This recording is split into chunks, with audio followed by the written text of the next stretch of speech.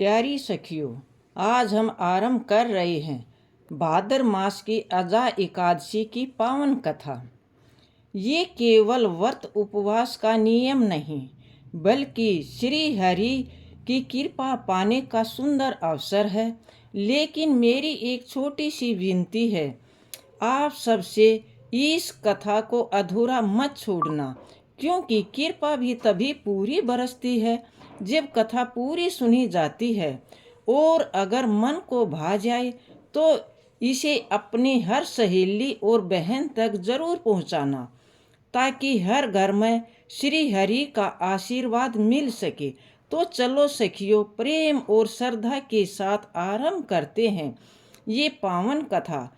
तो बहनों, ये अजा एकादशी केवल व्रत का नियम नहीं है, बल्कि ये एक आध्यात्मिक यात्रा है।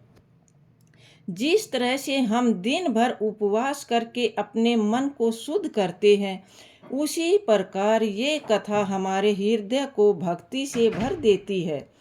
ये केवल फल या प्रसाद पाने की बात नहीं, बल्कि भगवान हरि से जुड़ने की मधुर कड़ी है। और सच मानो तो जब बहनें और माताएं इस कथा को पूरे मन से सुनती हैं, तो भगवान श्री हरि उनके आंगन में सुख, समृद्धि, शांति और संतोष का दीपक अपने आप जल उठता है। नमस्कार दोस्तों, आज के हमारे इस वीडियो में हम आपके लिए अजा एकादशी व्रत कथा लेकर आए हैं। एक समय की बात है, कुंती पुत्र युधिष्ठिर ने कृष्ण से पूछा, हे भगवान, भाद्र कृष्ण एकादशी का नाम क्या है? इस व्रत को करने की क्या विधि है? कृपा करके आप मुझे इस व्रत की विधि, कथा और इसका महत्व सुनाइए। भगवान श्री कृष्ण कहते हैं, धर्मराज, भाद्रपद कृष्ण पक्ष की एकादशी का नाम अजा एकादशी है। ये समस्त पापों का नाश करने वाली है। इस एकादशी के दिन भगवान श्री हरि विष्णु की पूजा की जाती है। जो मनुष्य इस दिन श्री हरि विष्णु की पूजा करते हैं, उन्हें वैकुंठ की प्राप्ति होती है। आइए अब मैं आपको अजय एकादशी का व्रत कथा सुनाती हूँ। सत्यवादी हरिश्चंद्र नाम का एक चक्रवर्ती राजा राज्य करता था। उसने विश्वामित्र को दक्षिणा छुपाने के लिए अपना सारा राज्य त्याग दिया, साथ ही अपनी पुत्र तथा स्वयं को बेच दिया। वह राजा चंडाल का दास बनकर सत्य को धारण करता हुआ मृतकों का वस्त्र ग्रहण करता रहा, मगर किसी प्रकार से वह सत्य से विचलित नहीं हुआ।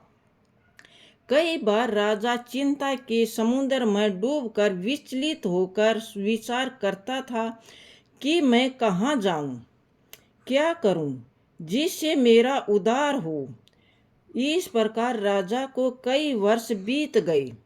एक दिन राजा इसी चिंता में बैठा हुआ था कि गौतम ऋषि वहां पहुंचे।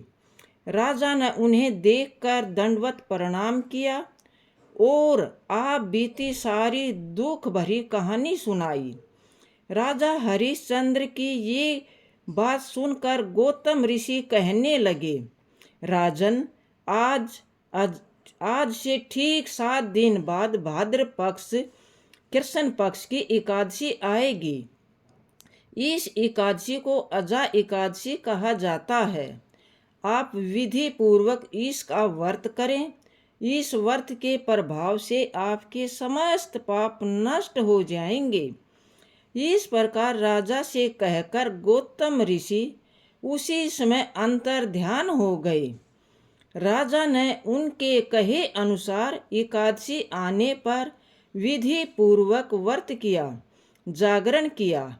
इसी बीच राजा हरिश्चंद्र का पुत्र रोहित सांप के डसने से मृत्यु को प्राप्त हुआ।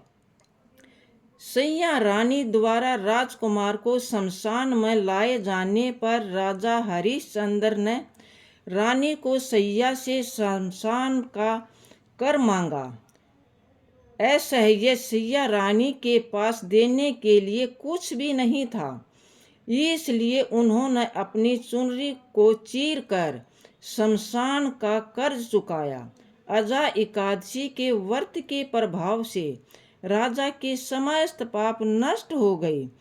भगवान श्री हरि विष्णु ने साक्षात प्रकट होकर राजा हरिश्चंद्र की प्रशंसा करी और स्वर्ग से बाजे बजने लगे, पुष्पों की वर्षा होने लगी।